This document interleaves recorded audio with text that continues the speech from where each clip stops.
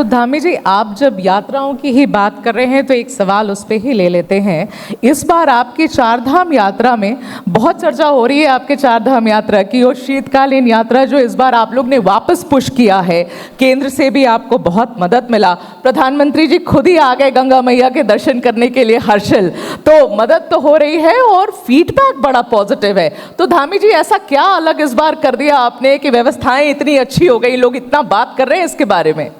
देखिए, एक तो प्रधानमंत्री जी का क्या है कि गंगा मैया से एक रिश्ता है जी, और मैं उनको गंगा पुत्र भी कह सकता हूँ आपके इस मंच से, आज अमर उजाला के संवाद कार्यक्रम से, कि उनको जैसे गंगा मैया ने बनारस बुलाया वैसे ही गंगा मैया ने हमारी शीतकालीन यात्रा में उनको सम्मिलित होने के लिए अपने मायके मुखवा में बुलाया जी। और उन्होंने शीतकालीन यात्रा में उनके आने के बाद इस बार हमने नया प्रयोग किया कि एक नया काम शुरू किया कि हमारे यहाँ चारधाम यात्रा के बाद 6 माह पूरी तरह से लोग खाली हो जाते हैं। हाँ। दुकानें बंद हो जाती हैं, उस रास्ते पर तमाम प्रकार के जो काम हैं वो सब बंद हो जाते हैं और लोग 6 महीने कोई काम बिना काम के रहते हैं। तो ये था कि शीतकाल में राज्य के अंदर अनेक संभावनाएं हैं जी।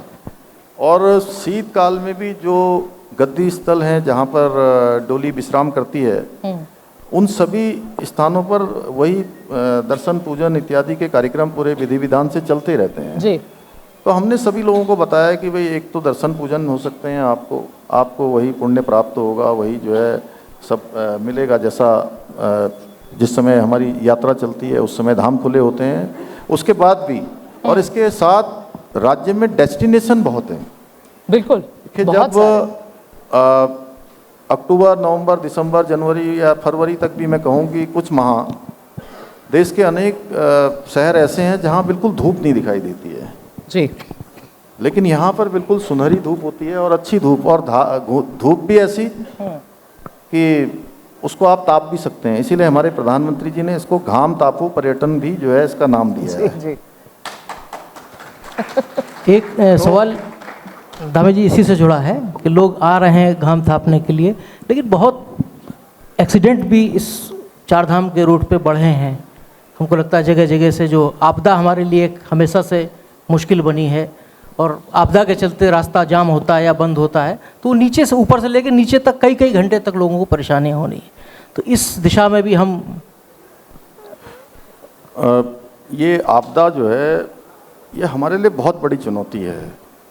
हमारा राज्य जिस प्रकार की भौगोलिक परिस्थितियों का राज्य है, यहाँ हर साल हमको किसी न किसी प्रकार की आपदा का सामना करना पड़ता है। जैसे अगर मैं मैदानी क्षेत्र की बात करूं तो मैदानी क्षेत्र में बाढ़ आ जाती है, अत्यधिक बरसात आने के कारण से जलमग्न पूरा क्षेत्र हो जाता है।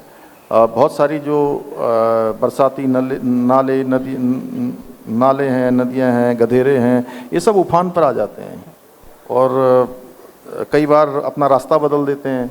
इसी प्रकार अगर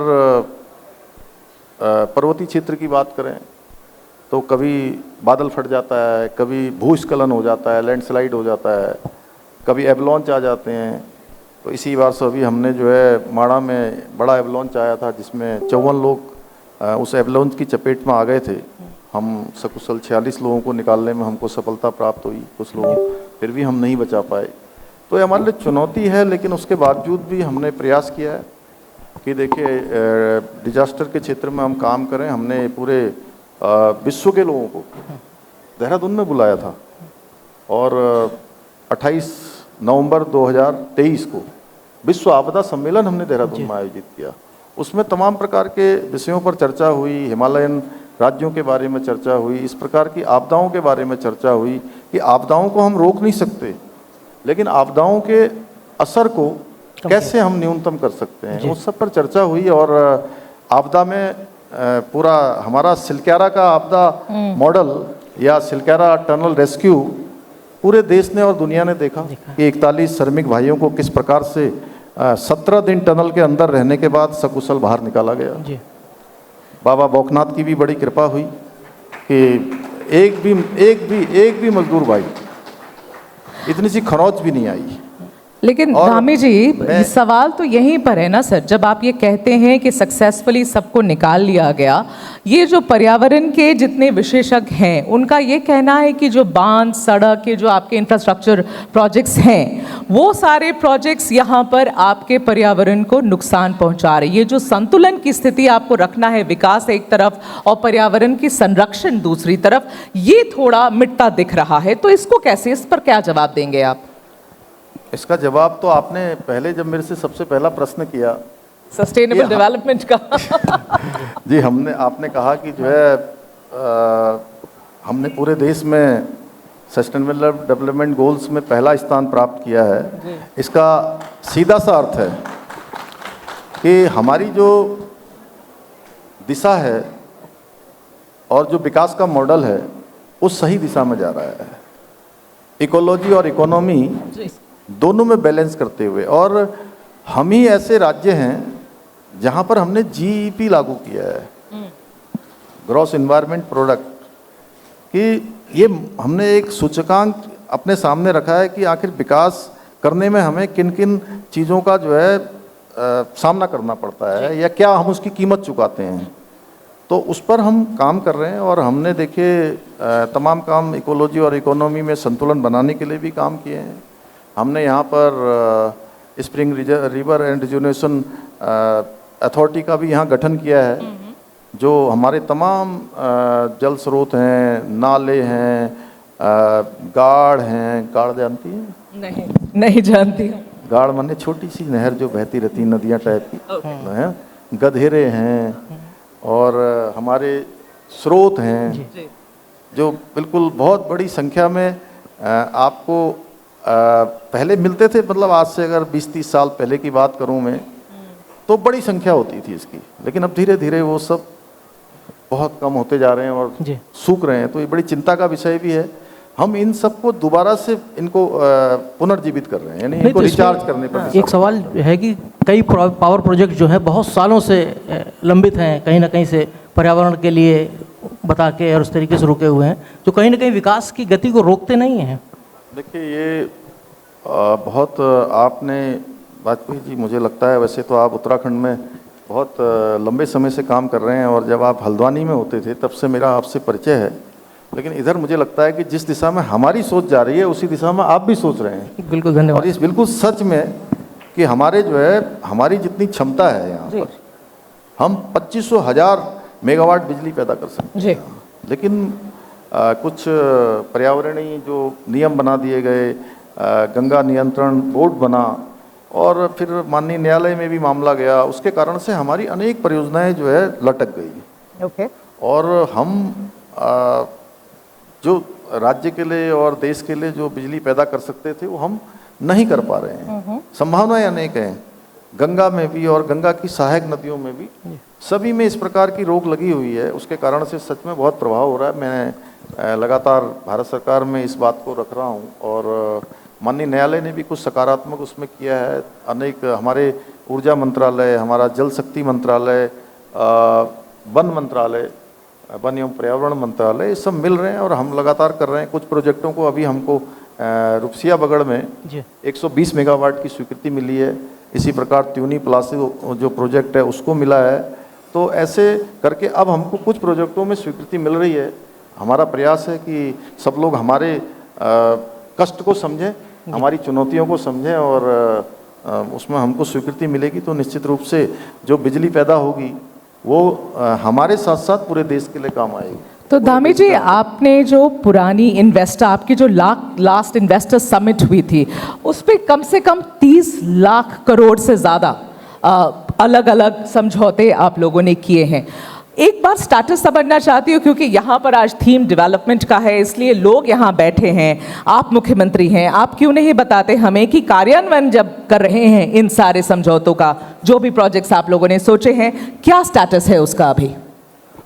देखिए, हमने 2023 में आदरणीय प्रधानमंत्री श्री नरेंद्र मोदी जी के मार्गदर्शन में एक ग्लोबल इन्वेस्टर समिट का यहाँ पर आयोजन किया था और उसमें हमने देश दुनिया के सभी लोगों को आमंत्रित किया कि राज्य के अंदर आइए, आप यहाँ निवेश करिए, उद्योग लगाइए। हमारे यहाँ पर सर्विस क्षेत्र भी बहुत बड़ा है, उसमें भी आइए, वहाँ भी अपना आप यहाँ पर लोगों के लिए रोज़गार के भी प्रक्रम को खड़ा करिए, रोज़गार करिए, अपना भी उद्योग लगाइए, निवेश करिए, और हम सभी प्रकार की सुविधाएं यहाँ पर आपको उपलब्ध कराएंगे। इसको लेकर हमने, जब हम ये करने जा रहे थे तो हमने अनेक हमारे जो यहाँ पहले से जो इंडस्ट्री लगी हुई है जी, उन इंडस्ट्री के लोगों के साथ संवाद किया, क्योंकि हम ये ज़रूर जानना चाहते थे कि जो हमारे राज्य में इंडस्ट्री लगाने के लिए आएंगे, इन्वेस्टमेंट करने के लिए आएंगे, वो उससे पहले हम ये जानें कि जो लोग ऑलरेडी इंडस्ट्री लगाए हुए हैं उनको किसी प्रकार की कोई परेशानी तो नहीं हो रही है, ओके, या जो हमने पॉलिसी बनाई हुई है उन पॉलिसियों में कोई चेंज तो नहीं करना है, या कोई नई पॉलिसी तो नहीं बनानी है।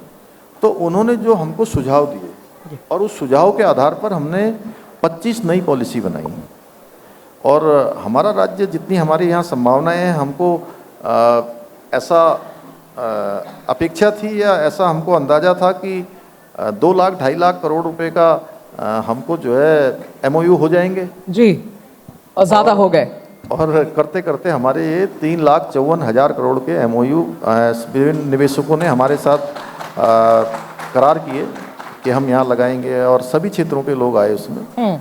और उसमें से जैसे आपने कहा क्रियान्वयन, तो अभी तक 90,000 करोड़ रुपए की योजनाओं की ग्राउंडिंग पर काम हो गया है जी, एक बड़ा आंकड़ा है, और इसके आने से रोजगार तो लगभग 1 लाख करोड़ तक तो पहुंच ही गए हैं आप लोग। हाँ, लगभग आ जाएंगे, अभी जा जाएंगे। तो अच्छी हमारी एक शुरुआत है, और इसको एक अच्छा आंकड़ा मान सकते हैं, क्योंकि वैसे जितने निवेशकों के साथ करार होते हैं उसमें 10 से 12%, 15% तक लोग आते हैं। जी जी जी, हमारे यहाँ बड़ी संख्या आई है, और अभी तक ये क्रम अभी टूटा नहीं है, ये अनवरत रूप से क्रम चल रहा है जी, और हम आगे भी इस प्रक्रिया को आगे बढ़ाएंगे, और एक हम ग्राउंडिंग सेरेमनी भी करेंगे, आप सब लोगों को सूचना देंगे। तो धामी जी, एक इससे अब डेवलपमेंट की काफी बात हम लोगों ने कर ली है। यूसीसी, अब डेवलपमेंट पे एक सवाल लेना चाहिए, अंतिम सवाल डेवलपमेंट पे, फिर हमें मुद्दा बदलना है। धामी जी, बहुत मुद्दे हैं यहाँ पर आपसे बात करने के लिए। एक आप भू कानून लेके आए हैं, तो कहीं ना कहीं निवेशक ठिठक तो नहीं गए इस बात से लेके? देखिए, ऐसा है कि भू कानून निवेशकों को रोकने के लिए नहीं लाया गया है जी, और निवेशकों को इससे कोई प्रभाव नहीं पड़ने वाला है। केवल हमने जो लोग बहुत सारी जो ज़मीनें यहाँ पर खरीद लेते थे, प्रयोजन कुछ दिखाते थे, कहते थे हम यहाँ अस्पताल खोलेंगे, यहाँ हम स्कूल खोलेंगे, यहाँ हम कोई बड़ा इंस्टीट्यूशन बनाएंगे, या हम इंडस्ट्री लगाएंगे, उसके बाद वो काम नहीं करते थे, केवल लैंड बैंक जमा कर लेते थे, और यहाँ की जो संपत्तियाँ थी वो खुर्द-बुर्द हो रही थी, तमाम तरीके से उनका दुरुपयोग हो रहा था। उसको रोकने के लिए, और राज्य का जो मूल अस्तित्व है, वो मूल अस्तित्व किसी भी कीमत पर खराब न हो और उसके साथ कोई छेड़छाड़ न कर सके, और ऐसे करने वालों के खिलाफ कार्रवाई कर सकने के लिए हम ये भू कानून लेकर आए हैं। ये राज्य की जनता की मांग थी, लेकिन इससे निवेशकों पर कोई प्रभाव नहीं पड़ने वाला है। 12.5 एकड़ तक की जमीन हमारे जो 11 जिलों में हमने भू कानून लागू किया है, उसके ऊपर अगर किसी को ज़मीन चाहिए, कोई इंडस्ट्री लगाना चाहता है, निवेश करना चाहता है, कोई भी संस्थान खोलना चाहता है, उसको परमिशन लेनी होगी, उसमें कोई बहुत बड़ी बात नहीं है। ठीक है, लेकिन बताना होगा कि हम क्या काम करेंगे। तो धामी जी, अब थोड़ा मुद्दा बदलेंगे, यूसीसी की तरफ आपको ले जाना चाहती हूँ। पहले राज्य आप बने हैं, एक बार केंद्र ने पिछले साल ये डिसाइड कर लिया कि यूसीसी लाना है, तो सबसे पहले धामी जी, यू टेकन द लीड, आपने फटाफट आयोग भी बुलाए, जल्दी से सारे काम करवाए, और हाउस में पास भी करवा दिया, एग्जीक्यूट भी करवा दिया। अब मेरा सवाल आपसे यहाँ पर ये है कि आपके हिसाब से अब तो ये एग्जीक्यूशन हो चुकी है, क्या प्रभाव पड़ा है उत्तराखंड के लोगों का यूसीसी के आने के बाद? पहला सवाल। दूसरा ये कि भाई आपके जो विपक्ष के लोग हैं उनका ये कहना है कि इस लॉ में काफी खामियां हैं जिसकी तरफ मुख्यमंत्री का ध्यान नहीं जा रहा है। और इससे पहले कि आप इसका जवाब दें, एक सब क्वेश्चन अनूप का भी है, तो एक ही साथ आप बताएं हमें विस्तार से, क्योंकि यूसीसी एक मुद्दा है सर, उस पर तो हमें बात करना बहुत ज़रूरी है। यूसीसी को कहीं ना कहीं एक वर्ग विशेष या लोग एक इस तरीके से भी देख रहे हैं, या उनके दिमाग में एक धारणा बनती जा रही है कि एक अविश्वास सा भी हो रहा है कि एक उत्तराखंड को जो है हिंदुज़्म की जो है एक प्रयोगशाला के तौर पर तैयार करने की बात कही जा रही है। नहीं, बड़ी एफिशिएंसी दिखाई ना आपने, एकदम जल्दी जल्दी सब कुछ किया, रोल मॉडल बन गया। इसी से जुड़ा एक सवाल दूसरा कि आपके यूसीसी लागू करने के बाद कौन से ऐसे राज्य हैं जिन्होंने अपने अधिकारियों को भेज के या सरकारों ने आपसे संपर्क किया कि आपका जो फार्मूला है या जो आपने जिस तरीके से इसको लागू किया है? देखिए ये आप लोगों ने ये प्रश्न पूरे देश के अंदर जिस बात की लगातार पिछले कई महीनों से चर्चा हो रही है, उसके बारे में आपने मेरे से जानकारी चाहिए है, तो मैं आपको बताऊं कि एक तो देखिए यूसीसी समान नागरिक संहिता, इसका प्रावधान भारत के संविधान में किया गया है। जी बिल्कुल। भारत के संविधान के अनुच्छेद 44 में इसका प्रावधान किया गया है कि राज्य इसको लागू कर सकते हैं। हमने संविधान सम्मत काम किया है, पहली बात। दूसरी बात, आपने कहा त्वरित रूप से हमने इसमें एक्शन कर दिया। त्वरित रूप से एक्शन करने के लिए हमको देवभूमि उत्तराखंड की जनता ने अपना मैंडेट दिया, अपना आशीर्वाद दिया।